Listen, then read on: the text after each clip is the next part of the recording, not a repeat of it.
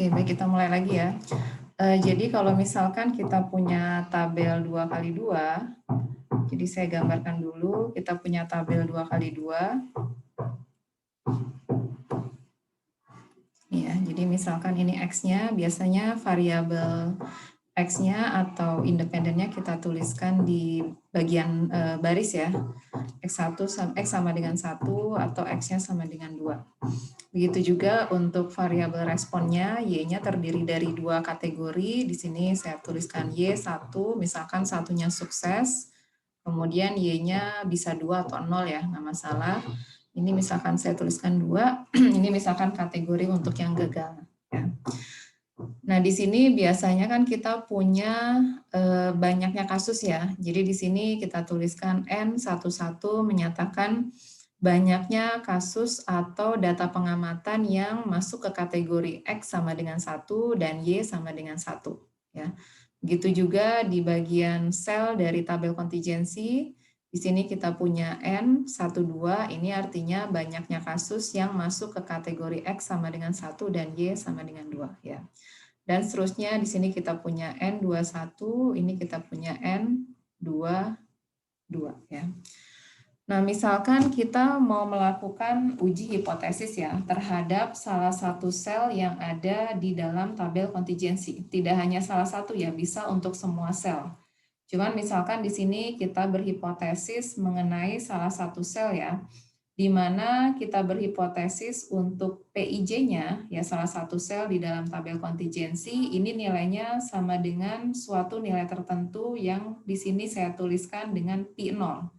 Jadi dalam hal ini kita berhipotesis mengenai ini peluang bersama ya. Peluang bersama kalau X-nya sama dengan I dan J-nya dan Y-nya sama dengan J. Ya. Kita berhipotesis salah satu selnya ini nilainya proporsinya sama dengan P0.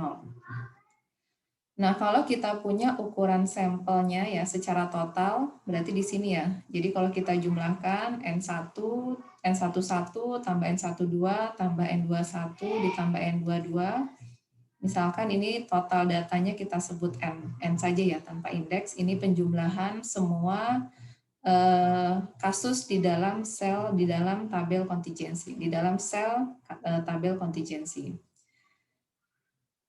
Kemudian di sini ya, kalau ukuran sampelnya N dengan jumlah selnya itu sebesar Nij, maka di sini kita bisa menghitung suatu frekuensi harapan atau nilai harapan dengan cara menghitungnya sebagai N dikali dengan PIJ. Di mana N dikali PIJ ini kita notasikan dengan mu IJ, dan mu IJ ini kita sebut sebagai expected frekuensi atau frekuensi harapan di bawah H0-nya itu benar. Ya. Jadi kita berasumsi kalau H0-nya benar, kita tuliskan bahwa nilai PIJ-nya sama dengan suatu nilai P0.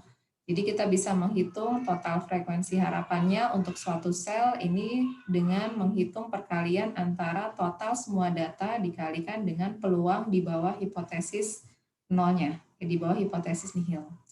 Nah, sebagai contoh supaya ada gambaran, misalkan di bawah hipotesis nihil, kita berhipotesis proporsinya sama dengan 0,5. Atau contohnya gini, misalkan saya berhipotesis mengenai suatu populasi, katakanlah populasinya itu terdiri dari jenis kelaminnya ya, bisa kita bagi dua, laki-laki sama perempuan. Nah, di dalam populasi ini, katakanlah saya nggak tahu ya, apakah proporsinya sama, ataukah proporsi laki-laki lebih besar, atau proporsi perempuannya lebih besar. Nah, makanya di sini kita lakukan sampling ya. Dari populasi yang ada, kita lakukan sampling. Nah, di sini saya berhipotesis bahwa misalkan populasi yang saya teliti, proporsi laki-lakinya, I-nya sama dengan 0,5. Ya. Jadi saya berhipotesis mengenai populasi yang saya teliti bahwa jumlah proporsi dari laki-laki itu sama dengan 0,5.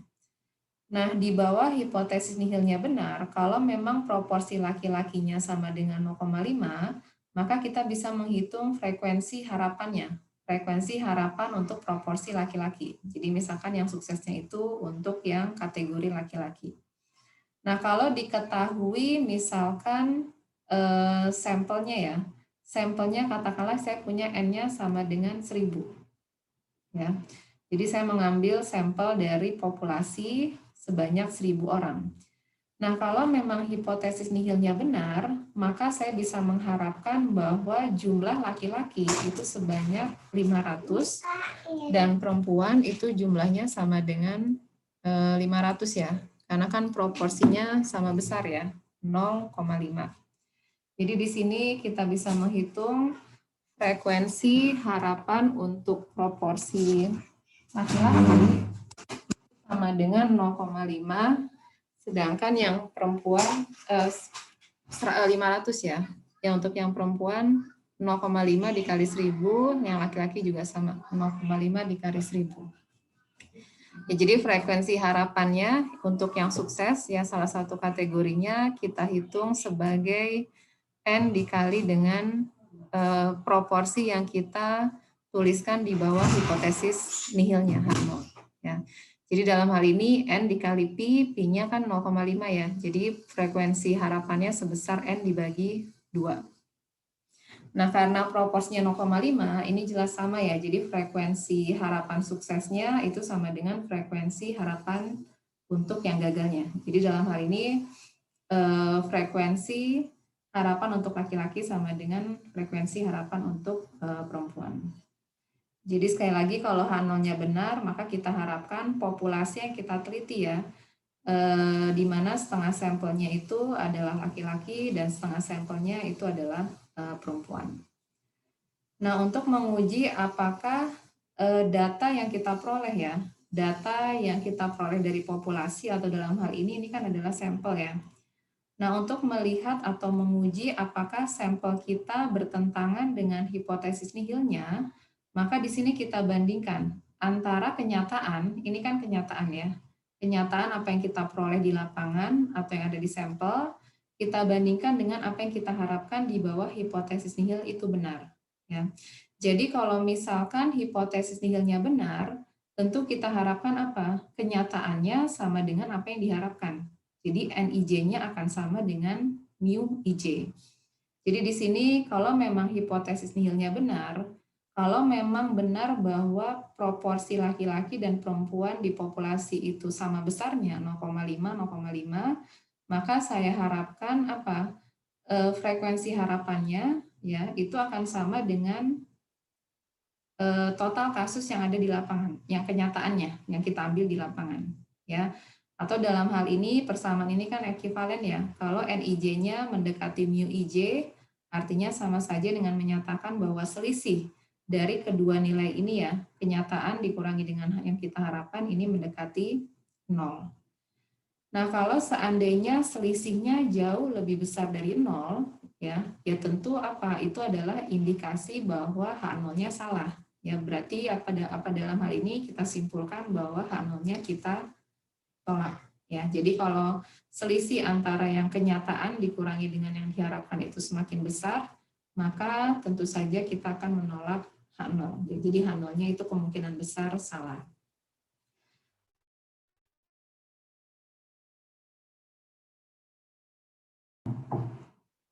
Halo, putus lagi ya? Tadi putus, Bu. Tadi sampai mana saya menjelaskannya? Yang H0 itu kalau selisih antara mu IJ sama NIJ-nya sudah sampai situ belum? Yang ini sudah saya bahas, sudah masih terdengar nggak?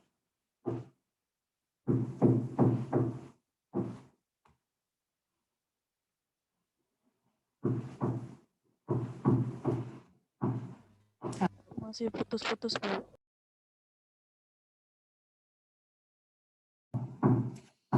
Halo, sekarang gimana? Masih putus-putus nggak? Halo? Halo?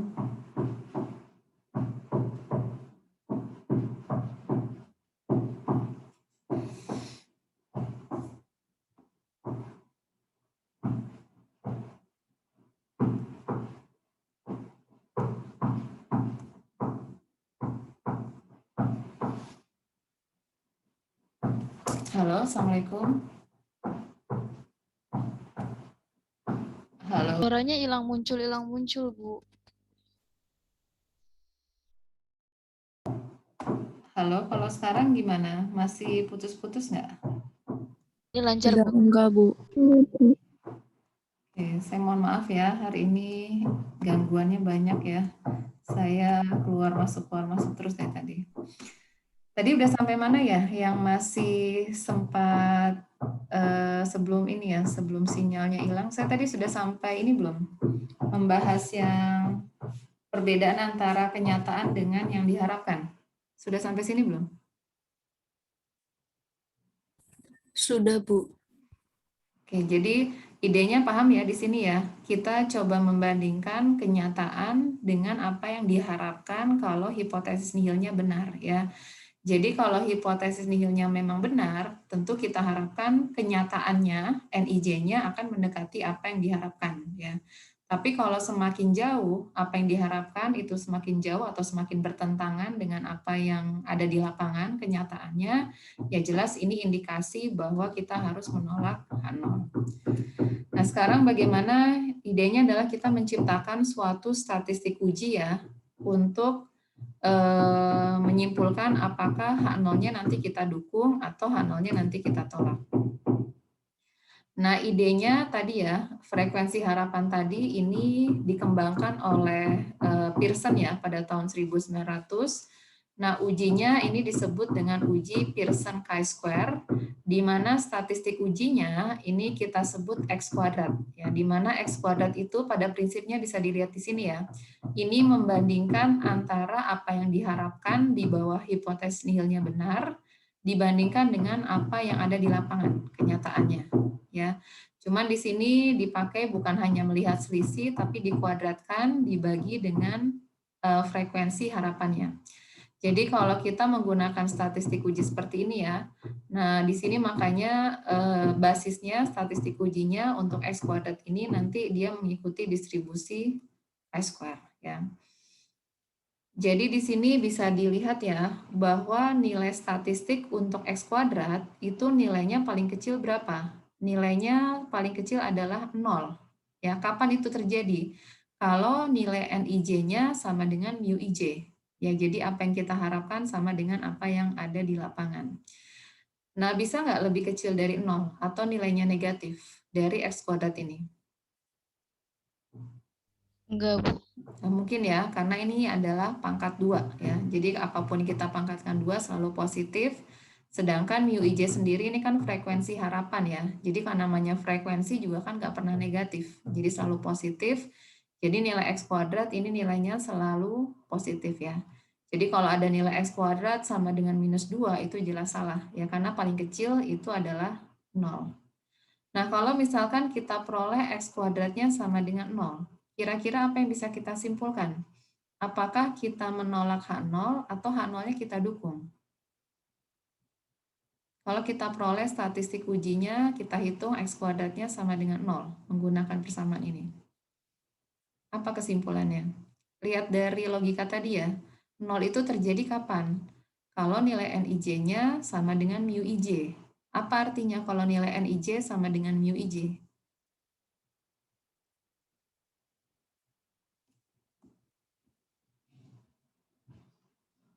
Apa artinya? Kalau X kuadrat sama dengan 0, ini menunjukkan bahwa NIJ sama dengan mu IJ. Apa artinya NIJ sama dengan mu IJ? Nolnya benar ya, Bu?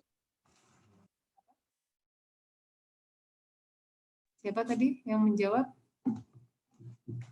Alma. Apa tadi Alma? Bisa diulangi lagi? H0-nya benar. Ya, H0-nya benar ya. Karena kalau NIJ-nya sama dengan mu IJ kan tadi ya, apa yang kita hipotesiskan di bawah H0 itu didukung oleh data ya. Jadi karena kenyataannya sama dengan apa yang diharapkan ya berarti ini kita simpulkan H0-nya kita terima ya.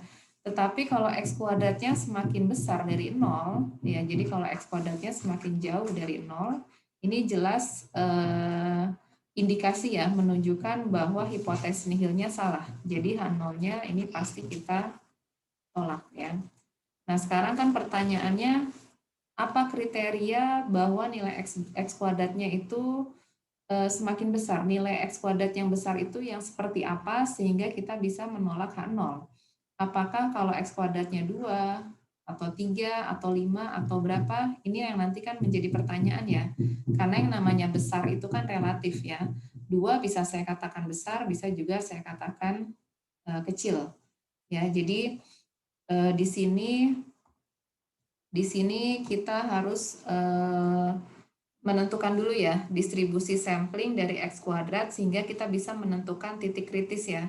Titik kritis yang menentukan kapan X kuadratnya kita katakan besar sehingga H0-nya kita tolak. Ya. Jadi di sini ya sudah saya ringkas di sini ya, di slide bisa dibaca bahwa kalau perbedaan antara Nij dan μij-nya semakin besar ya.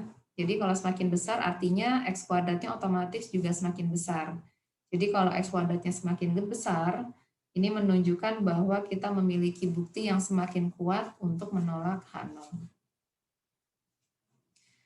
Karena di dalam uji independen, di sini yang kita hipotesiskan di bawah H0-nya kita nyatakan bahwa kedua variabel kategorik saling independen.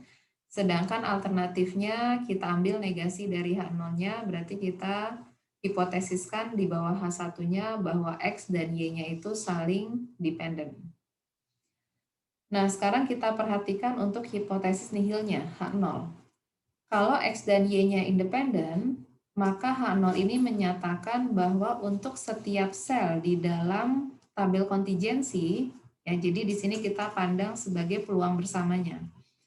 Kalau misalkan X dan Y-nya independen, maka kita bisa lihat ya, sesuai dengan definisi independen, peluang bersamanya ini bisa kita hitung sebagai perkalian dari peluang masing-masing. Ini kan definisi dari independen. Ya, jadi peluang bersamanya, XI, X-nya sama dengan I, dan Y-nya sama dengan J, ini bisa kita hitung sebagai perkalian antara peluang X sama dengan I dikali dengan peluang Y sama dengan J. Ini definisi dari independen. Nah, sekarang kalau kita lihat ya, peluang bersama ini dalam notasi di dalam tabel kontingensi, ini kita tuliskan sebagai PIJ. Ini peluang bersamanya ya, PIJ. Kemudian kalau kita menotasikan ya, notasi untuk peluang X sama dengan I, ini peluang apa ini? Peluang marginal. Ya, ini peluang marginal untuk X. Ini peluang marginal untuk X, yang ini adalah peluang marginal untuk Y. Ya. Nah, peluang marginal untuk X, ini kan sebenarnya peluang yang kita hitung pada total baris. Ya, jadi kalau saya kembali gambarkan tabel kontingensi, ini X1, X2, Y1, ini Y sama dengan 2. Ini kan kalau kita tuliskan sebagai peluang bersamanya, ini kan P11, ini P12, ya. Nah, sekarang kalau kita hitung ya, peluang marginalnya, peluang marginal untuk X itu adalah peluang yang kita hitung pada setiap baris, ya. Peluang yang kita hitung pada setiap baris ini ya peluang yang kita jumlahkan dalam baris pertama.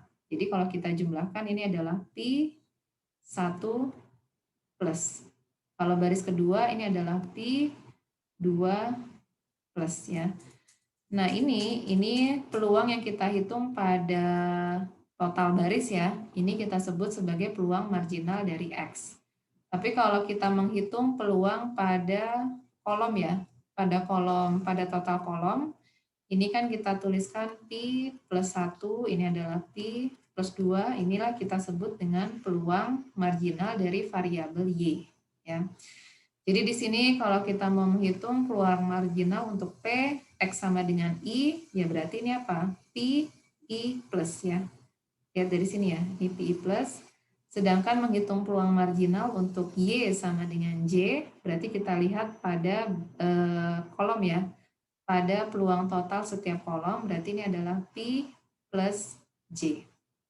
Ya.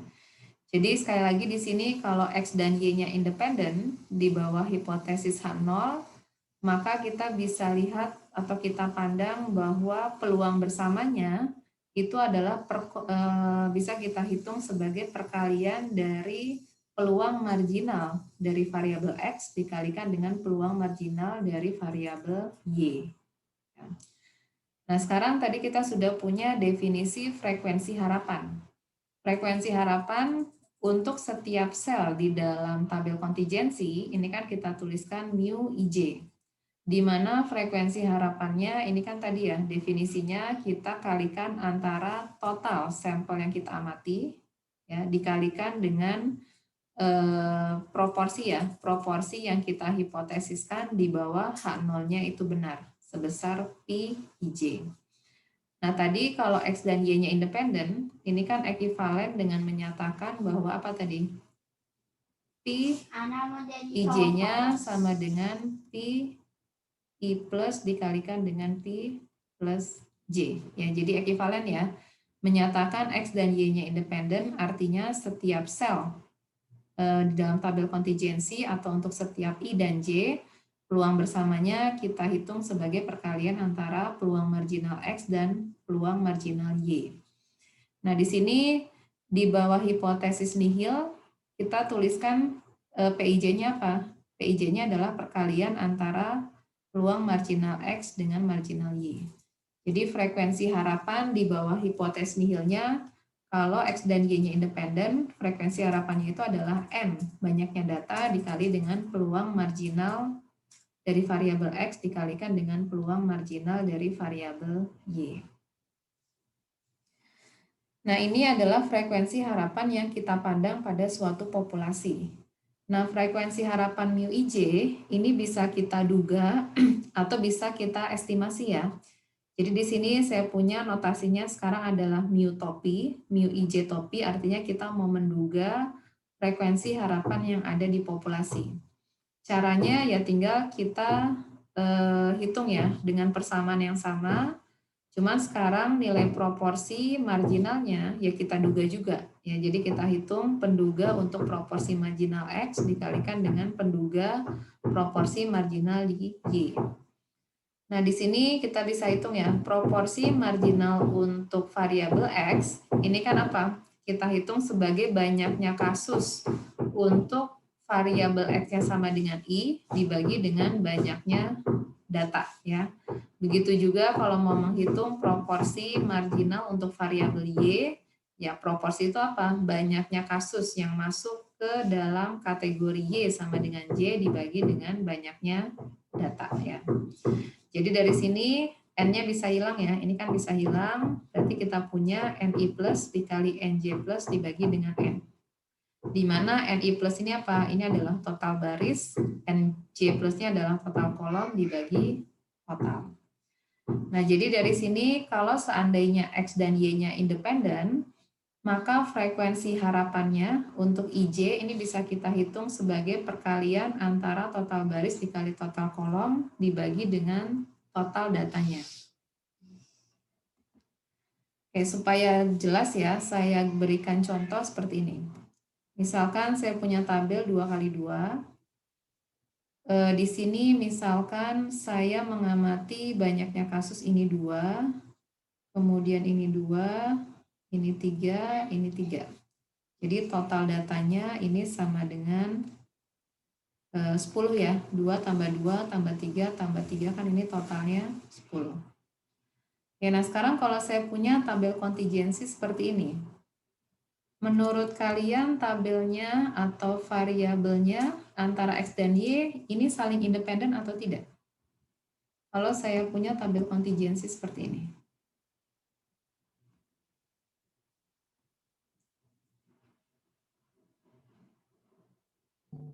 Independen ya, Bu. Siapa tadi yang menjawab? Hafsa, Bu. Siapa? Siapa? Hafsa, ya. Ya, Hafsa ya, benar ya. Jadi benar ya kata Hafsa, kalau kita punya tabel seperti ini kita katakan independen. Jadi masih ingat, bisa diingat kembali definisi independen itu apa? kita punya tabel kontingensi kalau seandainya kita pandang bahwa peluang kondisionalnya, peluang bersyaratnya itu tidak bergantung pada kategori dari variabel lain. Atau paling gampang ini, kalau misalkan saya punya tabel kontingensi di mana nilai setiap barisnya itu tidak berubah, maka kita katakan independen. Atau sebaliknya, ketika nilai pada setiap kolomnya tidak berubah, itu kita katakan juga independen. Ya. Jadi sekarang kalau kita lihat ya, ini adalah contoh tabel kontingensi yang menunjukkan hubungannya saling independen. Kenapa independen? Karena kalau kita lihat diberikan nilai X ya.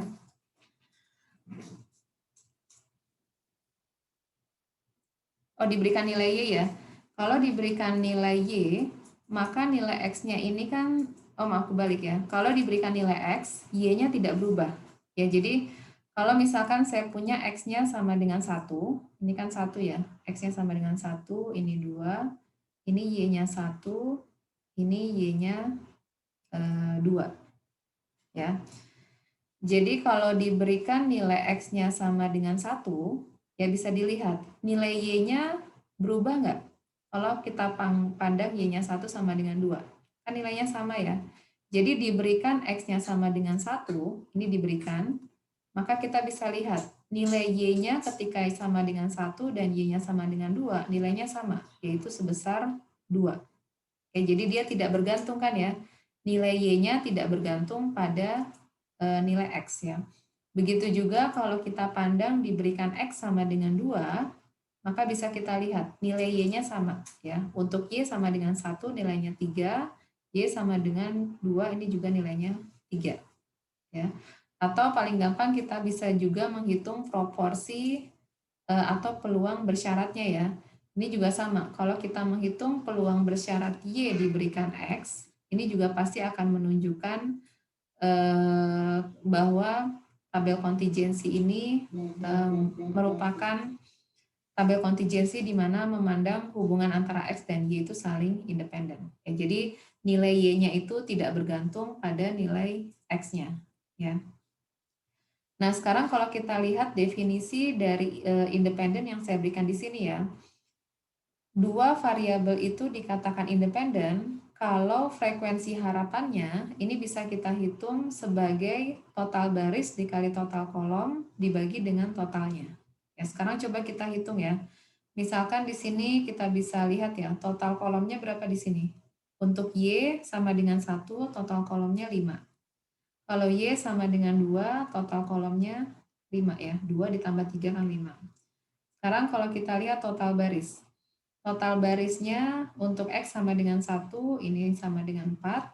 Kalau X sama dengan 2, ini total barisnya sama dengan 6. Ya. Nah, sekarang kita hitung ya, frekuensi harapan untuk mu 11. Mu 11 ini kita hitung sebagai apa? Kalau berdasarkan rumus yang diberikan di sini. Total baris dari baris ke-1 dikalikan dengan total kolom ke-1 dibagi dengan totalnya. Jadi kalau saya mau menghitung frekuensi harapan mu 11 yang ada di sini ya, maka mu 11 ini kita hitung sebagai total barisnya 4, dikalikan dengan total kolomnya 5, dibagi dengan total datanya 10. Berarti di sini 4 dikali 5 dibagi dengan 10. Sama dengan berapa ini? 2. 20 bagi 10. 4 kali 5 bagi 10. 2. Ya. Nah, bisa dilihat frekuensi harapannya ini kan sama dengan apa? Kenyataannya. Kenyataannya ini kan sama dengan N11-nya sama dengan 2, nilai harapannya sama dengan 2 juga. Ya. Begitu juga kalau kita mau menghitung mu 12. Mu 12 itu kan berarti yang kita hitung di sini ya. Ini mu 12. Berarti kita kalikan apa? Total baris dari baris ke-1 berarti 4 yang ini. Dikalikan dengan total kolomnya, ini 5 ya. Berarti dibagi dengan total datanya selalu sama. 4 dikali 5, ini sama dengan, dibagi dengan 10, ini juga sama dengan 2. Dan ini nilainya sama dengan N1, 2 yang ada di sini. Ya. Mungkin bisa dicoba yang ini ya, mu22. Mu22 berarti ini perkalian apa dengan apa? Mu22 berapa kali berapa? Total barisnya 6 dikali 5. 6 kali 5 dibagi dengan 10. 10 sama dengan 3. Ya. Nah, dengan cara yang sama, mu 21 ya, ini juga bisa kita hitung, ini juga pasti hasilnya 3. Ya. Nah, jadi kalau misalkan, jadi sesuai ya dengan definisi independen itu sendiri, bahwa tabel yang saya berikan di sini, ini juga memenuhi independen. Kalau sebelumnya kita melihat definisi independen itu dengan cara melihat peluang bersyaratnya ya. Jadi kalau peluang bersyarat X diberikan Y, tapi tidak berubah untuk setiap kategori Y-nya, ya maka ini kan kita katakan independen. Atau sebaliknya, kita melihat Y bersyarat X, ini juga kalau tidak bergantung pada nilai X-nya, maka kita katakan juga independen. Nah, di sini ada definisi lain dari independen, itu kita bisa cek dengan cara menghitung frekuensi harapannya. Jadi kalau frekuensi harapannya yang didefinisikan di sini ya, ketika frekuensi harapannya itu sama dengan nilai NIJ-nya atau kenyataannya, itu kita katakan juga memenuhi kasus independen. Ya, jadi di sini ya, mu IJ sama dengan jadi mu IJ sama dengan N IJ-nya. Ya. Jadi ini cara kedua untuk mengecek independen. Oke, nah sekarang di sini saya punya contoh data real ya, yang saya ambil dari buku Agresti ya.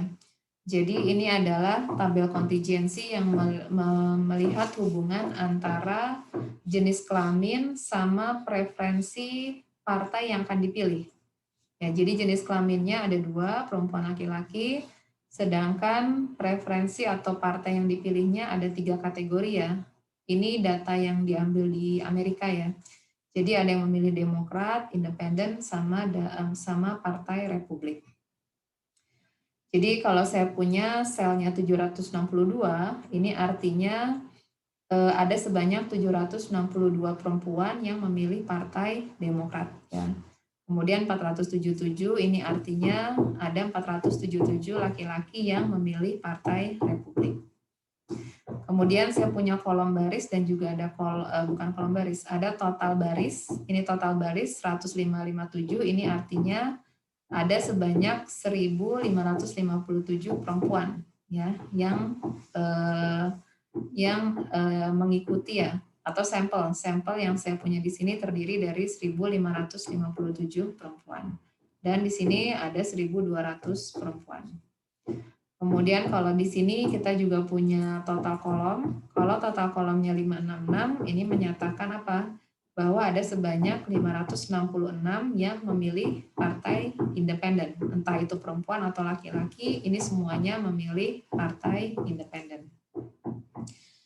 Nah, di sini idenya kita mau menguji ya, apakah pemilihan partai ini independen terhadap jenis kelaminnya? Atau dengan kata lain, apakah jenis kelamin itu mempengaruhi pemilihan partainya? Apakah jenis kelamin tertentu lebih cenderung memilih partai tertentu atau tidak ada perbedaan? Jadi di sini kita sama ya, mau menguji apakah X dan Y-nya itu saling independen atau tidak. Nah, berdasarkan tadi ya teori yang kita bahas di slide sebelumnya, cara mengecek independensi itu kita bisa menghitung frekuensi harapannya. Nah, di sini sudah saya berikan frekuensi harapan untuk masing-masing sel. Ya, jadi di sini pertama kita hitung dulu frekuensi harapan pada sel kolom ke-1 baris ke-1 ya. Jadi baris ke-1 kolom 1 yang ini. Atau di sini kita mau menghitung mu 1, 1. Di mana mu11 ini apa? Ya kita kalikan total baris dikali dengan total kolom dibagi dengan banyaknya data ya. Jadi di sini total kolomnya 1246 yang ini ya, dikalikan dengan total barisnya 1557 yang ini dibagi dengan banyaknya data 2757. Berarti frekuensi harapannya 703,7. Dan ini kita hitung frekuensi harapannya untuk setiap sel yang ada di tabel kontingensi sampai dengan sel terakhir. Ini berarti kita hitung untuk mu23 ya. Jadi mu23 frekuensi harapan yang laki-laki memilih Republik, memilih Partai Republik, ini bisa kita hitung sebagai total kolomnya yang ini ya 945 dikalikan dengan total barisnya 1200 dibagi dengan banyaknya data. Nah, frekuensi harapannya bisa kita hitung sebesar 411,3 ya. Nah, tadi untuk mengecek independen atau tidak, kan kita bandingkan ya, apa yang ada di lapangan, ini yang kita peroleh di lapangan atau yang di sampel, kita bandingkan dengan yang kita harapkan. Kalau hipotesis nihilnya benar ya. Nah, di sini kita bandingkan 762 di lapangan 762, sedangkan harapannya untuk perempuan memilih Demokrat 703.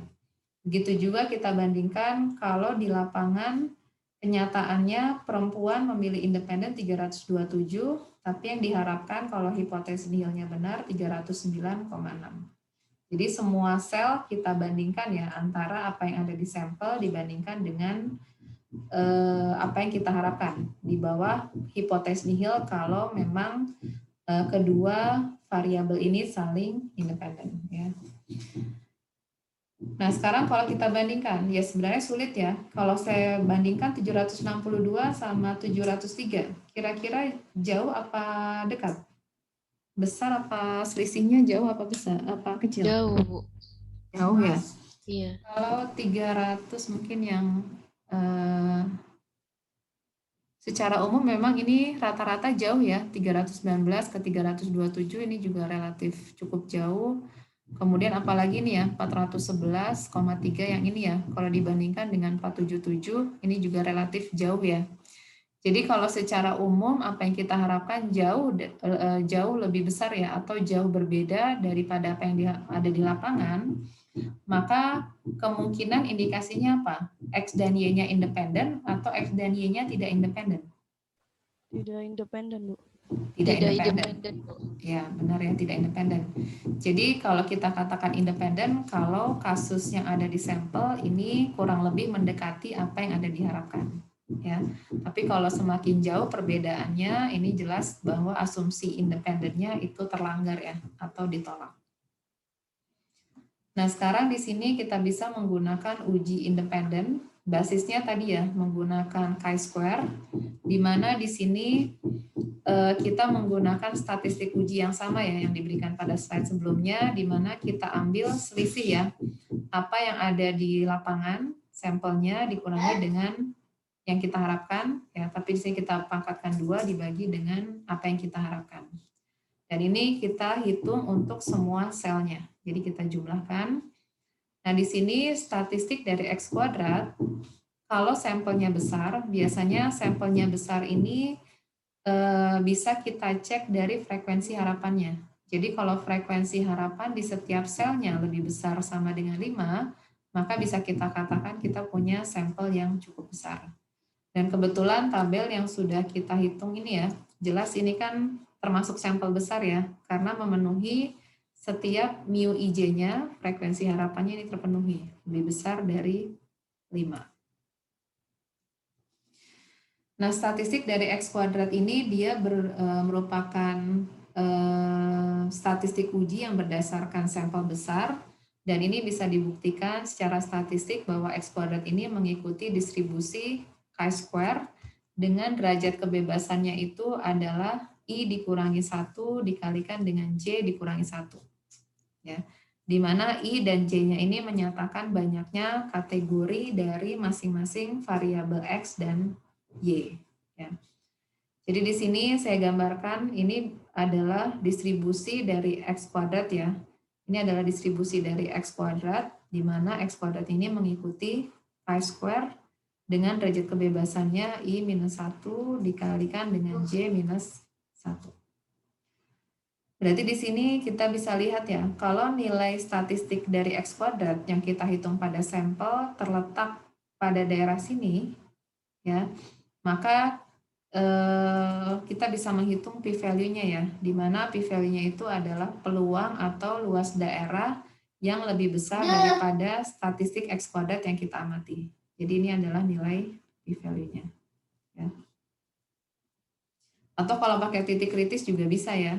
Kalau pakai titik kritis berarti kita harus cek tabel chi-square dulu ya.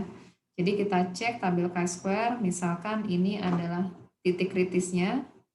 Ya, ini misalkan saya sebut X kuadrat kritis ya. Kemudian kita bandingkan ya. Kalau nilai X kuadratnya jatuh pada daerah penolakan H0, ini daerah penolakan ya. Jadi kalau X kuadratnya ada di sini, berarti kita simpulkan H0 ditolak ya. Tapi kalau X kuadratnya jatuh di sebelah titik kritis, sebelah kiri titik kritis di sini misalkan, ini jelas bahwa kesimpulannya H0-nya diterima. Ya. Jadi untuk menyimpulkan bisa menggunakan pakai p-value atau bisa membandingkan dengan titik kritisnya. Oke, jadi contoh tadi mengenai hubungan antara jenis kelamin dengan preferensi partai ya. Kita bisa hitung statistik ujinya menggunakan X kuadrat. Di sini kita bandingkan ya antara NIJ dengan MUIJ-nya. Ya, jadi ini yang di dalam kurung ini adalah nilai MUIJ ya, sedangkan yang bukan di dalam kurung ini adalah nilai data atau banyaknya kasus dari sampel yang kita amati NIJ. Ya. Jadi kita bandingkan antara NIJ dikurangi dengan MUIJ-nya untuk setiap sel ya. Jadi sel pertama kita kurangi 762, yang ini ya dikurangi dengan frekuensi harapannya 703,7. Ini kita hitung untuk setiap sel, total ada 6 sel ya, yang kita bandingkan antara NIJ dengan MUIJ. Di sini kalau kita hitung, di sini sudah saya berikan ya, nilai X kuadratnya sama dengan 30,1. Oke, tanpa melihat titik kritis atau menghitung p-value. Kira-kira 30,1 ini cukup besar nggak untuk menolak H0 atau cukup kecil untuk menerima H0?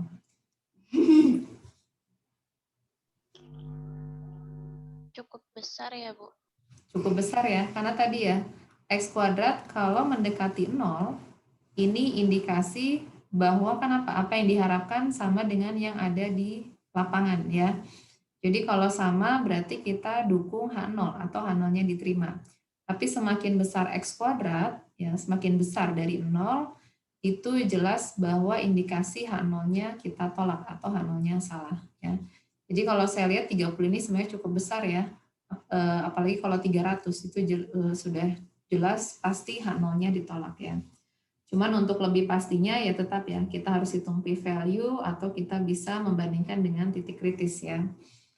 Jadi kalau pakai titik kritis bisa dicek, cari tabel chi-square dengan derajat kebebasannya 2, ya, atau bisa menghitung p-value di mana kita hitung peluang mendapatkan nilai X kuadrat yang lebih besar daripada 30,1 ya. Jadi kalau tadi kita gambarkan chi-square-nya seperti ini ya, statistik ujinya ini adalah 30,1, maka yang namanya p-value itu adalah segala sesuatu yang lebih besar daripada 30,01. Yang saya arsir di sini atau yang saya tuliskan dalam notasi P X kuadrat lebih besar dari 30,1. Jadi p-value-nya ini kecil sekali ya, lebih kecil dari 0,0001. Ya, jadi karena p-value-nya kalau saya pakai alfanya 5%, berarti ini kan p-value-nya lebih kecil dari 5% ya, berarti tolak H0. Artinya ada hubungan antara jenis kelamin dengan pilihan partai politik. Ya, atau dengan kata lain, dependen ya, jenis kelamin dan pilihan partai politik itu saling dependen atau saling berkaitan. Ya, jadi dalam hal ini apa? Perempuan itu berarti punya preferensi tersendiri, sedangkan laki-laki juga punya preferensi tersendiri ya. Kalau kesimpulannya ada hubungan ya. Tapi kalau tidak ada hubungan, saling independen, ya artinya mau perempuan maupun laki-laki itu preferensinya sama. Ya, jadi tidak bergantung pada jenis kelamin dalam pemilihan partainya. Nah, tadi uji independen yang saya jelaskan itu kan uji independen chi-square, ya, dengan basisnya itu menggunakan uji chi-square. Nah, uji independen ini juga bisa kita gunakan basisnya dengan menggunakan likelihood ratio test, ya. Jadi LRT ini kan singkatan dari likelihood ratio test, di mana statistik ujinya di sini saya notasikan dengan G kuadrat. Ya, kalau tadi kan X kuadrat, chi-square, kalau LRT, basisnya LRT, kita pakai G kuadrat. Dan sesuai namanya, likelihood ratio test, dia statistik ujinya juga menggunakan nilai likelihood, atau dalam hal ini menggunakan nilai maksimum likelihood. Ya. Nah, untuk G kuadratnya, statistik ujinya, ini idenya sama waktu kita melakukan uji LRT ya, pada pertemuan sebelum-sebelumnya, di mana kita bisa menghitung dua nilai likelihood, atau bisa kita hitung dua nilai maksimum likelihood ya. Jadi pertama kita bisa menghitung nilai maksimum likelihood di bawah asumsi H0 benar, dan kita bisa menghitung maksimum likelihood yang kedua, yaitu maksimum likelihood secara umum. Ya, jadi kalau misalkan saya punya fungsi likelihood, ya misalkan seperti ini fungsi likelihood. Nah, maksimum likelihood secara umum yang ada di sini ini adalah maksimum likelihood yang memang kita evaluasi di sepanjang parameter yang tidak diketahui ya. Nah, karena dia maksimum likelihood, berarti nilai estimasinya ya, estimasi parameternya itu kita pilih di mana fungsi likelihood-nya kan mencapai maksimum. Jadi ini mencapai maksimum, maka inilah yang kita sebut dengan penduga ya, penduga dari P OP-nya ya. Kemudian di bawah asumsi kalau H0-nya benar ya, jadi misalkan tadi ya kan kita berhipotesis P-nya, PIJ-nya sama dengan suatu nilai tertentu, P0 ya. Nah, di sini kalau kita evaluasi fungsi likelihood-nya di bawah hipotesis nihilnya benar ketika P0, ketika nilai P-nya sama dengan P0 ya, maka nilai P0 ini jelas tidak pernah melebihi dari P topik ya, karena ini kan sudah yang paling maksimum ya. Jadi nilai likelihood untuk P0 itu paling besar sama dengan P0 atau bisa lebih kecil dari P0 ya. Jadi likelihood bukan fungsi likelihood ya. Ya, nilai likelihood untuk P0-nya itu berada di bawah dari ini ya, bisa ada di kiri atau di kanan, yang pasti nilai likelihood untuk P0 itu tidak pernah melebihi nilai likelihood dari P topik ya. Nah, di sini idenya kita pakai rasio ya. Kita ambil rasio antara likelihood yang kita hitung di bawah asumsi H0-nya benar, yaitu untuk P0, dibagi dengan likelihood secara umum. Ya, di mana ini adalah yang memang mencapai nilai maksimumnya. Ini mungkin bukan kurang tepat ya kalau saya tuliskan ML, tapi mungkin nilai likelihood-nya ya. Nilai likelihood L0. L0 ini yang kita evaluasi di bawah H0 ketika P-nya sama dengan P0. Kemudian yang secara umum ini adalah nilai likelihood, atau saya sebut L1 ya, di mana fungsi likelihood-nya ini mencapai nilai maksimum. Ya. Nah, sekarang kalau kita perhatikan rasio antara L0 dibagi dengan L1. Kira-kira paling besar nilai ini berapa? Antara L0 dengan L1. Kalau L0-nya sama dengan L1, berarti rasionya jadi berapa?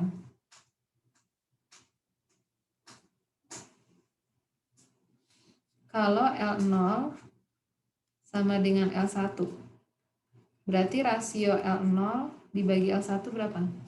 Ini kata 1 ya. 1. Ya, 1 ya rasionya. Sekarang kita pandang. L0 mungkin nggak lebih besar dari L1?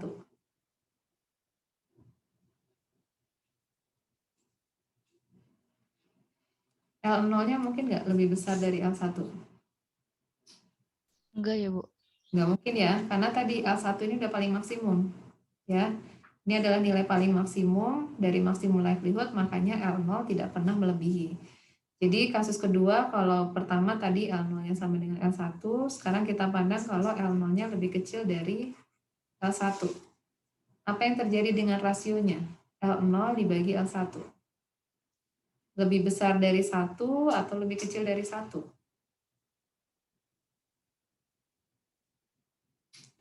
Lebih kecil dari 1. Ya, benar ya, lebih kecil dari 1 ya. Tapi bisa negatif nggak? Enggak. Enggak ya, karena likelihood itu kan peluang ya. Jadi peluang Iya. pernah lebih kecil dari 0. Jadi paling kecil ini sama dengan 0 ya.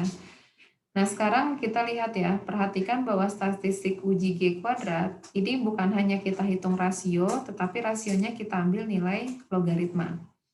Jadi secara umum nilai L0 rasio ya, rasio antara L0 dibagi L1 nilainya paling kecil 0, paling besar adalah 0, paling besar adalah 1. Jadi nilainya antara 0 dan 1.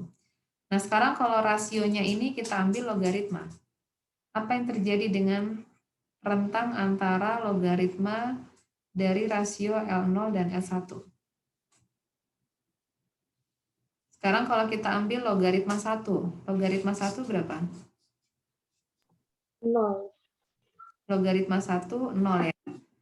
Kemudian kalau kita ambil logaritma untuk bilangan pecahan, 1,0,2, itu nilainya berapa? Logaritma antara bilangan pecahan di bawah antara 0 dan 1. Min ya, Bu? Negatif ya? Iya. Min ya. Jadi logaritmanya ini selalu antara lebih kecil ya. Logaritma rasionya ini selalu lebih kecil sama dengan 0. Ya paling besar 0, kalau rasionya 1 ya. Logaritma dari 1 kan 0. Kemudian kalau kita ambil logaritma bilangan pecahan di bawah 1, nilainya pasti negatif. Jadi logaritmanya ini selalu, logaritma dari rasio ini selalu berupa bilangan negatif ya. Nah, kalau kita hanya memandang logaritma dari rasio, ini biasanya secara statistik susah untuk membuktikan atau menentukan distribusi peluangnya. Ya, makanya statistik ujinya dikalikan dengan -2, karena kalau dikalikan -2, logaritma dari rasio ini dia akan mengikuti distribusi chi-square. Ya, makanya kenapa dikalikan -2, karena kalau kali -2 ini mengikuti distribusi chi-square. Nah, sekarang perhatikan, kalau -2 dikali logaritma ini, berarti statistik uji dari G kuadrat nilainya akan berapa? Kan kita punya logaritma rasio nilainya selalu negatif ya. Negatif dikali negatif jadi apa? Positif. Positif. Positif. Positif. Jadi nilai G kuadrat ini selalu lebih besar sama dengan 0. Ya, karena tadi ya, fungsi logaritmanya nilainya negatif, tapi dikalikan negatif jadi positif. Jadi G kuadrat selalu lebih besar sama dengan 0. Kalau misalkan kita punya G kuadratnya sama dengan 0, ini terjadi kalau NIJ-nya sama dengan mu IJ. Ya. Jadi ini terjadi, bisa dilihat lagi ya, tadi kalau misalkan rasio antara L0 dan L1 sama dengan 1, ya, atau L0-nya sama dengan L1, ini kan terjadi apa? Kalau apa yang kita hitung maksimum likelihood-nya, ya, P-topinya sama dengan apa yang kita tuliskan di bawah H0-nya, ya. Atau dalam hal ini ketika G kuadratnya sama dengan 0, ini menunjukkan bahwa apa yang kita harapkan itu sama dengan apa yang ada di kenyataannya. Jadi mirip seperti X kuadrat ya. Jadi X kuadrat juga sama, X kuadrat itu nilainya lebih besar sama dengan 0. Ya.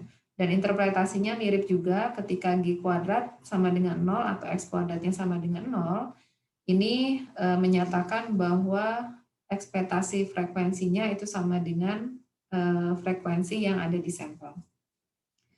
Kemudian mirip seperti X kuadrat juga ya, statistik uji X kuadrat di G kuadrat juga sama. Kalau G kuadratnya semakin besar menjauhi dari 0, ini juga memberikan bukti yang kuat untuk menolak H0. Artinya kita tolak ya, kita tolak bahwa X dan Y-nya itu saling independen. Tadi belum saya sampaikan ya. Jadi G kuadrat ini tadi kan saya hanya membahas mengenai fungsi likelihood ya. Jadi persamaan dari logaritma rasio antara L0 dan L1 ini secara umum bisa kita tuliskan ya, bisa dibuktikan secara statistik. Ini adalah logaritma dari NIJ dibagikan dengan mu IJ topik. Ya.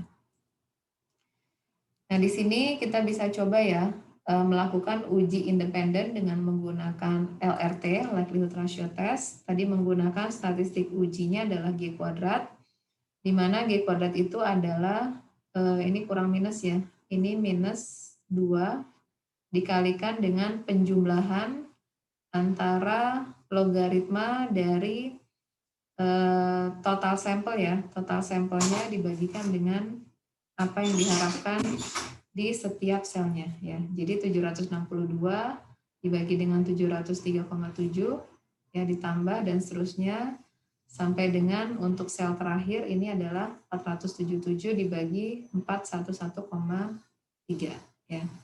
Oh ya, ini ada 762 ya. Tadi di persamaannya, oh ya ini saya lupa ya. Jadi ada di penjumlahannya ada NIJ-nya juga ya. Jadi NIJ. Ibu duanya ini berarti minus juga ya, Bu? Oh enggak ya. Oh ya udah benar ya. Ini tadi saya masih ngelihat yang ini. Udah benar positif ya. Karena nggak mungkin negatif hasilnya. Ini positif ya. Jadi di sini mungkin saya jelaskan lagi ya. Persamaan minus 2 logaritma antara likelihood ya, antara L0 dan L1 ini memang tidak saya berikan ya pembuktiannya, tapi ini bisa kita hitung sebagai persamaan yang di bawah. Jadi minus 2-nya hilang ya, jadi minusnya hilang, jadi 2 dikalikan penjumlahan NIJ dikali logaritma NIJ dibagi mu IJ. Ya. Jadi ini bukan minus ya, jadi ini sudah benar plus ya. Sudah benar plus.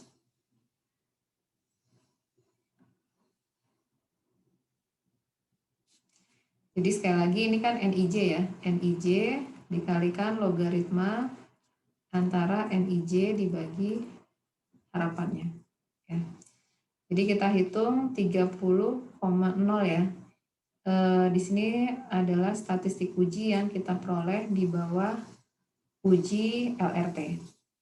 Dan di sini uji LRT juga sama, dia basisnya chi-square ya. Chi-square, derajat kebebasannya juga sama, cara menghitungnya I dikurangi 1 dikali J kurang 1. Jadi DF-nya 2. Kemudian kita bisa hitung p-value-nya itu adalah semua nilai statistik uji yang lebih besar daripada apa yang kita peroleh di sini ya. Lebih besar dari 30, ini peluangnya juga jauh lebih kecil dari 5%. Kalau kita pakai alfanya 5%. Jadi kesimpulannya sama ya seperti yang kita peroleh di uji chi-square ya, uji Pearson ya, uji Pearson chi-square, bahwa ada hubungan antara jenis kelamin dengan preferensi partai yang dipilih. Nah, di sini saya mau menjelaskan kenapa derajat kebebasannya itu kita peroleh I kurang 1 dikali J kurang 1. Secara definisi, derajat kebebasan itu kita hitung sebagai banyaknya parameter yang ada di model dikurangi dengan parameter yang ada di bawah hipotesis H0. Nah, sekarang kembali kita ingat bahwa di sini kan kita mau menguji independen ya. Kalau independen berarti H0-nya menyatakan bahwa PIJ, peluang bersamanya itu adalah peluang perkalian dari peluang marginalnya ya, marginal antara X dan Y. Nah, sekarang kita hitung dulu ya, definisinya derajat kebebasan itu adalah banyaknya parameter dikurangi dengan banyaknya parameter di bawah H0. Kalau kita punya tabel kontingensi I kali J, berarti ini kan X-nya ada 1, 2, sampai dengan J. Bukan J, I ya, sampai dengan I, kemudian Y-nya dari 1, 2, sampai dengan J.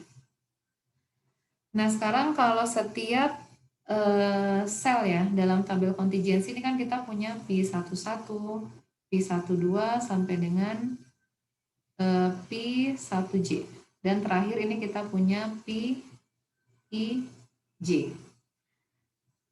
Di dalam sel ya, sel di dalam tabel kontingensi ini kan parameter ya, parameter yang mau kita estimasi. Totalnya ada berapa parameter di dalam tabel kontingensi?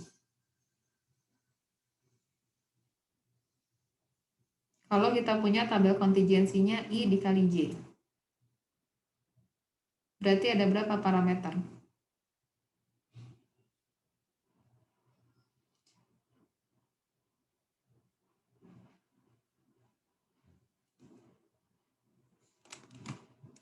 Ada berapa? Dua. Ini kan parameter, bukan 2 ya. I dikali J, Bu. Berapa? I dikali J. Iya, betul ya. I dikali J. Kan tabelnya I kali J. Sedangkan yang saya tuliskan P11 itu kan parameter. P12 parameter. Dan seterusnya sampai dengan sel terakhir PIJ. Ya. Jadi kalau kita punya tabel kontingensi I kali J, ada sebanyak I dikali J parameter. Nah, cuman yang bisa bebas bervariasi, parameternya itu hanya sebesar IJ dikurangi 1. Kenapa? Karena kalau kita jumlahkan, ini kan ada constraint ya. Kalau semua sel kita jumlahkan, ini jumlahnya harus sama dengan berapa?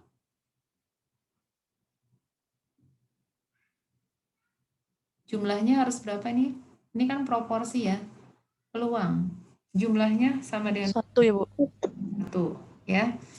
Jadi artinya apa? Kalau kita punya totalnya ya, total parameter itu kan ada I dikali J, cuman di sini kita ada constraint bahwa semua total peluangnya kan harus sama dengan 1.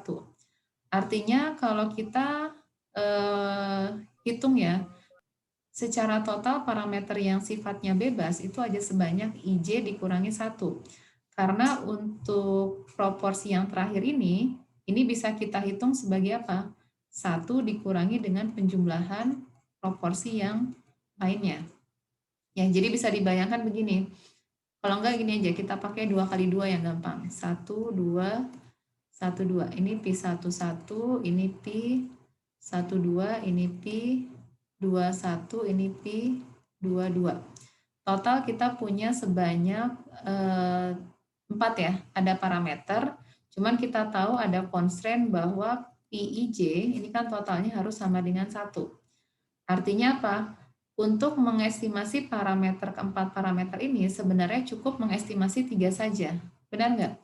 Kita cukup mengestimasi nilai P11, P21, dan P12. Ya, kita cukup estimasi, sedangkan P22 ini bisa kita hitung dengan menggunakan constraint ini. Ya. Jadi kita jumlahkan P11 ditambah P21 ditambahkan P12. Nah, P22-nya kan bisa kita peroleh sebagai apa? 1 dikurangi P11 ditambah P12 ditambah P21. Ya. Jadi karena ada satu constraint di sini, makanya parameter yang kita estimasi di dalam tabel kontingensi 2 kali 2 itu cukup 3, bukan 4 ya. Karena parameter yang keempat bisa kita hitung dengan menggunakan constraint yang diberikan di sini. Ya.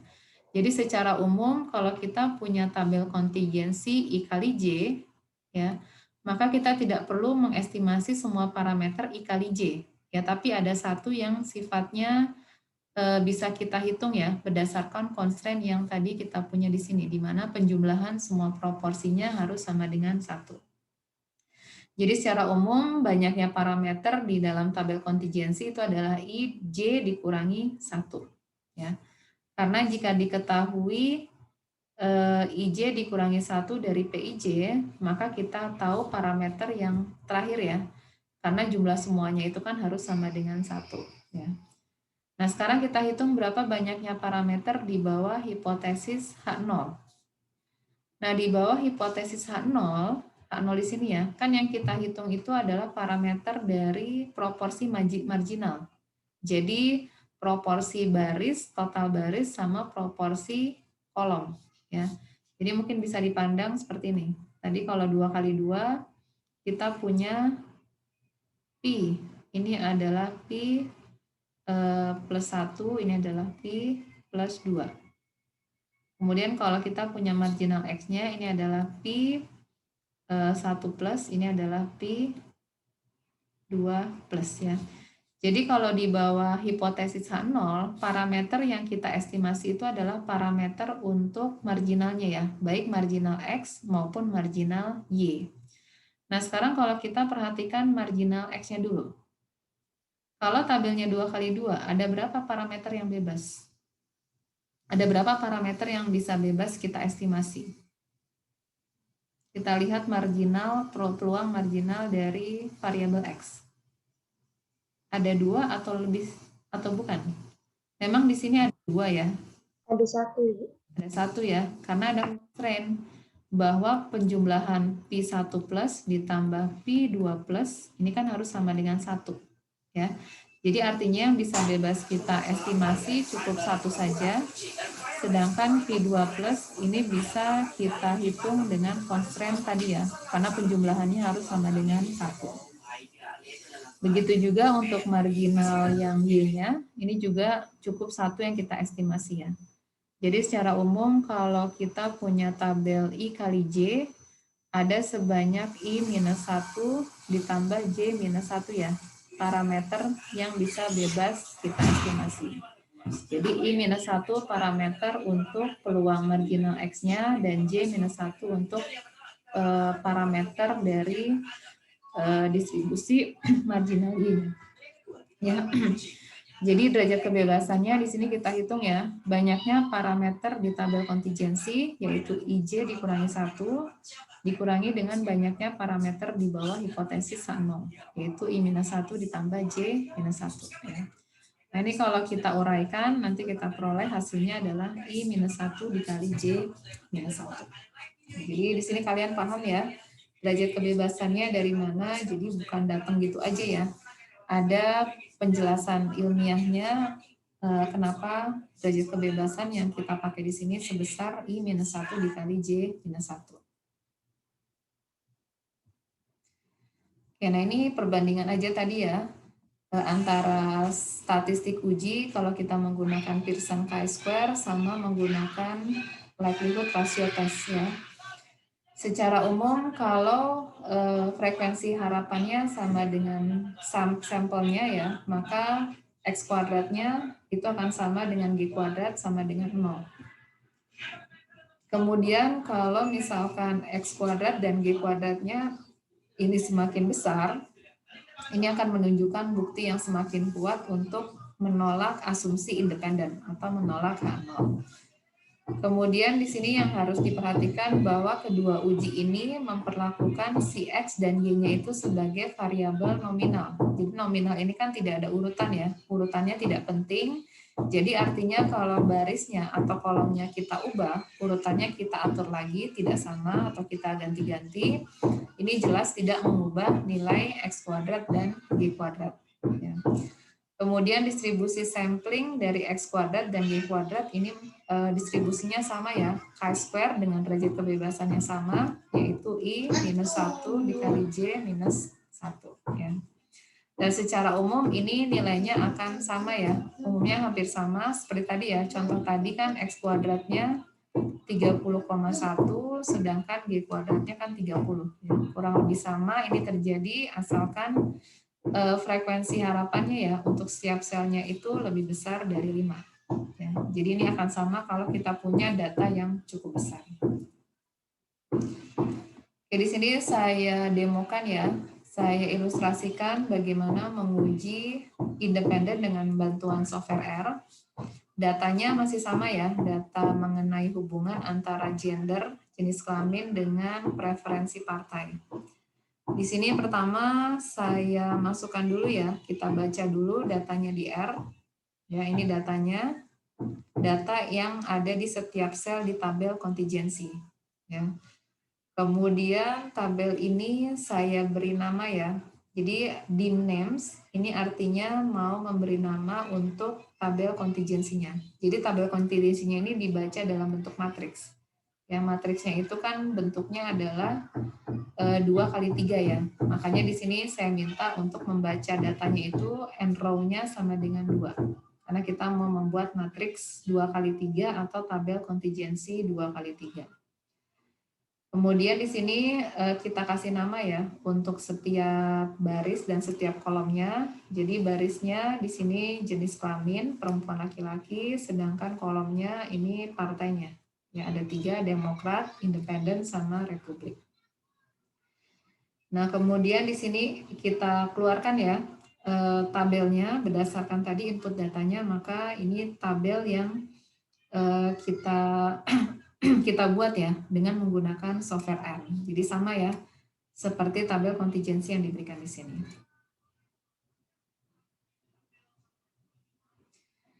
Oke, berikutnya dari tabel kontingensi yang tadi sudah kita baca ya, sudah kita baca di R. Pertama, sebelum ke independen dulu ya, mungkin di sini saya coba hitungkan ya bagaimana menghitung peluang bersama, kemudian peluang bersyarat ya, karena belum sempat saya sampaikan juga menghitung peluang bersama atau bersyarat dengan menggunakan bantuan software R ya. Jadi kalau mau menghitung peluang bersama diberikan tabel kontingensi jumlah kasusnya, peluang bersamanya kita bisa menggunakan perintah proc.table, kemudian nama tabelnya tadi, maka dia otomatis memberikan peluang bersamanya. Jadi kalau peluang bersama jelas ya, ini pasti jumlah totalnya ini harus sama dengan 1 ya. Kemudian kalau mau menghitung peluang bersyarat Y diberikan X, kita menggunakan proc table juga ya, cuma di sini kita ada argumen tambahan 1. Jadi kalau 1 di sini yang kita hitung itu adalah peluang bersyarat Y diberikan X. Jadi kalau peluang Y diberikan X, berarti ini adalah kita menghitung peluang ini ya, peluang untuk setiap barisnya. Jadi setiap barisnya ini totalnya ini pasti sama dengan 1, ini juga sama dengan 1. Sebaliknya kalau kita mau menghitung bersyarat X diberikan Y, berarti di sini diberikan Y ya, diberikan partai, kita mau menghitung berapa peluang perempuannya, berapa peluang laki-lakinya. Jadi makanya di sini total peluang setiap kolomnya ini juga sama dengan 1. Jadi kalau kita jumlahkan 1, ini totalnya juga 1. Oke, di sini kalau kita mau menggunakan uji independen chi-square ya, Pearson chi-square, di sini perintahnya sudah ada di bawaan R itu sendiri, tidak perlu package. Namanya CHIS key, ini dari chi-square ya, titik tes. Kemudian yang kita masukkan tabel kontingensinya tadi, ya, partai. Kemudian ini outputnya ya. Outputnya bisa dilihat ya. Ini statistik uji X kuadratnya yang tadi kita hitung ya. Sama ya. Kalau tadi kan dibulatkan 30,1 ya. Cuman ini mungkin yang lebih akuratnya 30,07. Derajat kebebasannya 2. Tadi ya dari I dikurangi 1 dikali J dikurangi 1 ya. Ini I kurang 1, J dikurangi 1. I-nya kan ada 2, berarti ini 1, J-nya ada 3, berarti 3 kurang 1 adalah 2. 1 kali 2, derajat kebebasannya 2. Kemudian p-value-nya ini jauh sekali ya, lebih sangat kecil sekali, jadi sama ya, kesimpulannya tadi H0-nya ditolak. Kemudian ini masih dari output dari chi-square test ya yang ada di R. Kalau misalkan saya tadi di sini hasil dari uji chi-square-nya di sini saya simpan ke dalam objek partai chi-square ya. Jadi tujuannya di sini kenapa saya simpan ke dalam objek karena output dari chi-square test itu ada banyak ya yang bisa kita keluarkan, seperti nanti bisa kita ambil nilai frekuensi harapannya, kemudian nilai NIJ-nya atau nilai sampel datanya. Jadi kalau sudah dimasukkan ke dalam objek partai titik chi-square tadi nama objeknya, kemudian saya kasih $ observe, ini artinya mau mengeluarkan sebenarnya mengeluarkan ya tabel kontingensi itu sendiri ya, atau ini adalah NIJ-nya. Tapi kalau kita pakai $expected, ini adalah frekuensi harapannya, yaitu adalah mu IJ-nya. Ya, jadi sudah dihitungkan ya oleh R, dan ini bisa kita keluarkan dengan menambahkan tanda $ pada objek tadi ya, objek yang kita simpan, kemudian $expected ini adalah nilai mu IJ-nya. Ini harusnya pasti sama ya dengan apa yang tadi sudah saya hitungkan secara manual. Oke, di sini yang saya lakukan ini saya hitung lagi ya. Jadi saya mau mengecek aja. Jadi antara observe dan expected yang dikeluarkan dari output chi-square test ya. Saya mau menghitung, oh di sini mau menghitung G kuadrat ya. G kuadrat bukan X kuadrat. Jadi saya mau menghitung uji independen LRT karena kebetulan bawaan R sendiri itu dia tidak ada fungsi atau perintah yang bisa kita gunakan untuk menguji independen dengan menggunakan LRT. Jadi nggak ada perintahnya, nggak ada fungsinya di R. Jadi kalau mau menggunakan uji independen LRT, kita bisa memanfaatkan output dari chi-square test. Ya, karena LRT ini sendiri kan sebenarnya kita cukup melihat besarnya nilai observe dengan nilai frekuensi harapannya.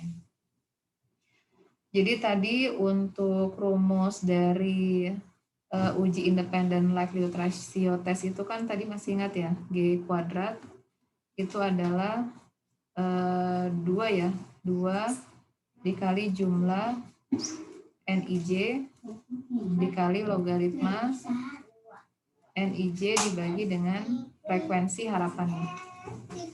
Ya.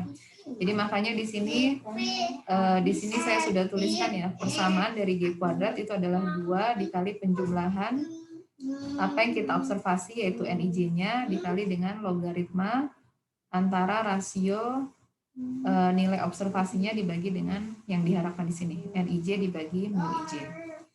Dan ini saya sebut sebagai G kuadrat, maka bisa kita hitung ya, bisa kita keluarkan nilai G kuadratnya itu sebesar 30,0.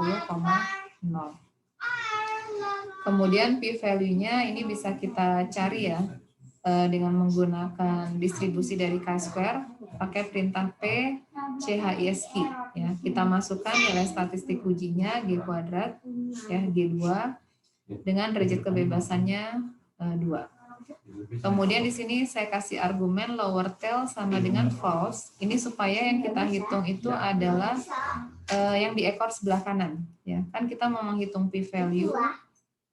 Yang mau kita hitung p-value kan di sini ya. Ini adalah p-value-nya. Ini adalah G kuadrat ya. Jadi default-nya lower tail-nya itu selalu true ya.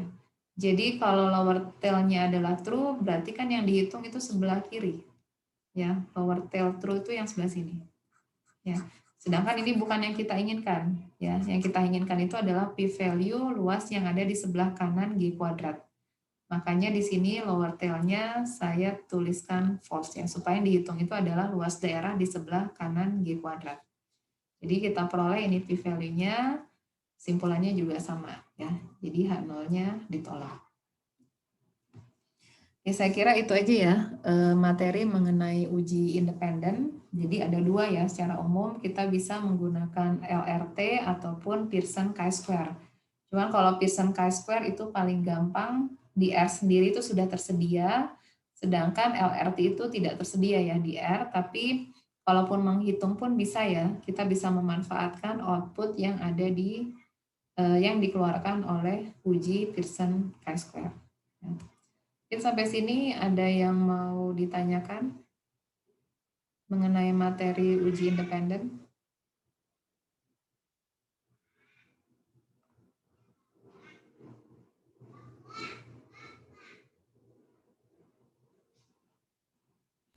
Ibu mau nanya. Iya. Tadi yang G kuadrat itu kita kenapa ngambilnya yang kanan, Bu? G kuadrat yang kanan ya. Gambar. Jadi yang ini ya. Jadi pertama kita kan mau menghitung p-value ya.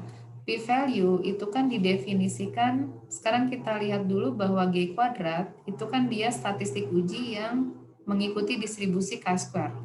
Ini adalah distribusi chi-square dengan derajat kebebasannya 2 ya. Kemudian tadi kita sudah menghitung statistik ujinya berapa? 30,01. Berarti kita bisa gambarkan 30,01 itu letaknya kurang lebih ada di sini.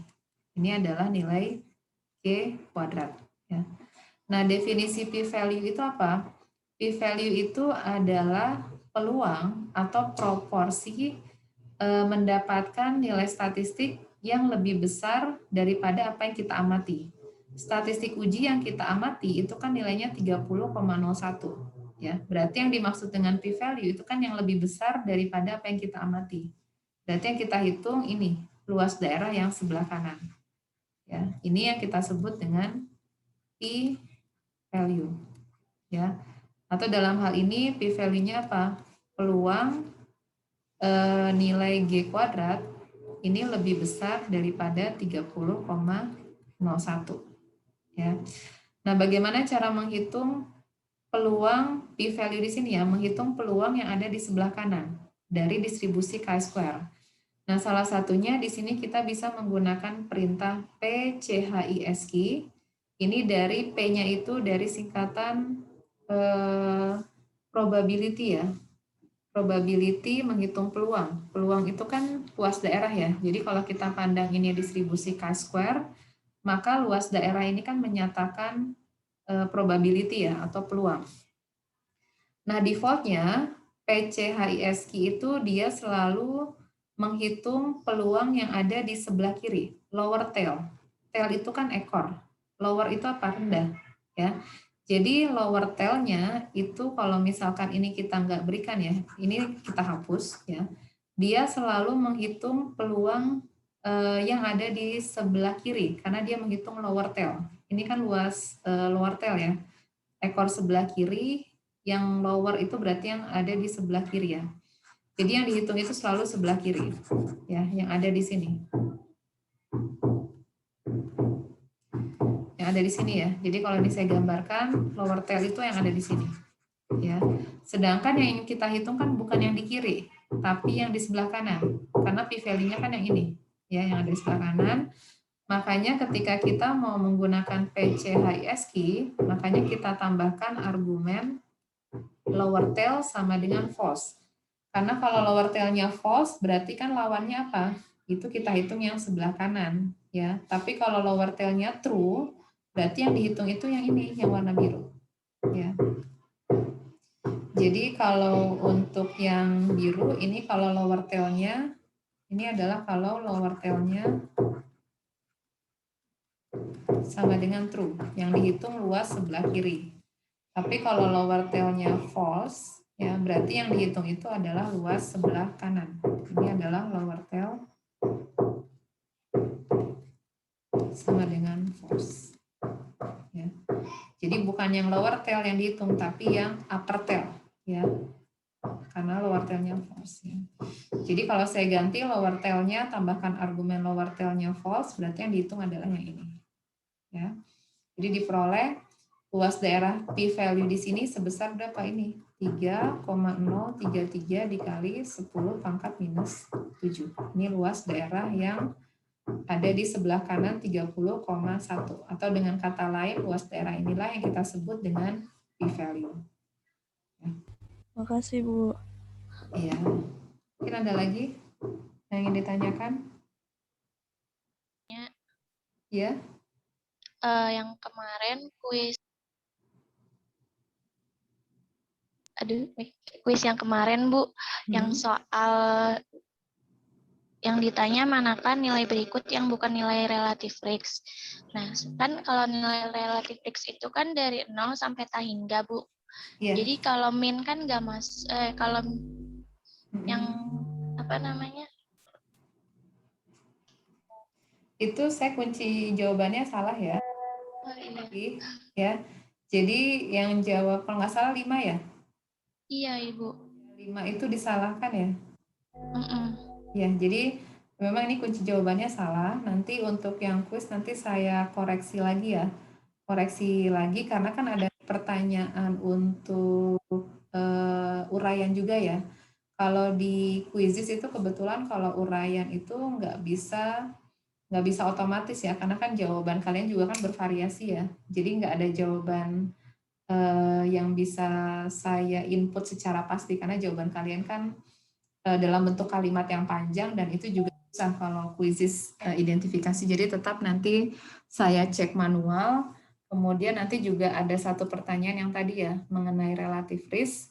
Itu juga nanti saya perbaiki karena tadi ya ada satu kunci jawaban yang salah karena ya relative risk itu kan nilainya antara 0 sampai tak hingga. Jadi kalau ada yang jawab 5 itu juga termasuk benar. Makasih ya, Bu. Ya. Ada lagi yang mau ditanyakan?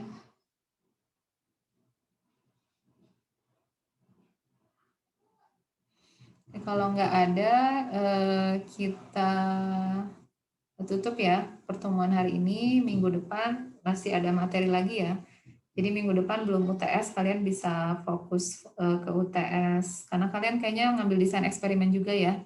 Jadi bisa fokus desain eksperimen. Minggu depan kita masih bahas satu materi lagi mengenai asosiasi tabel kontingensi 3 arah ya. Kalau kita punya 3 variabel kategorik, nanti baru minggu depannya lagi kita adakan UTS ya untuk mata kuliah ini.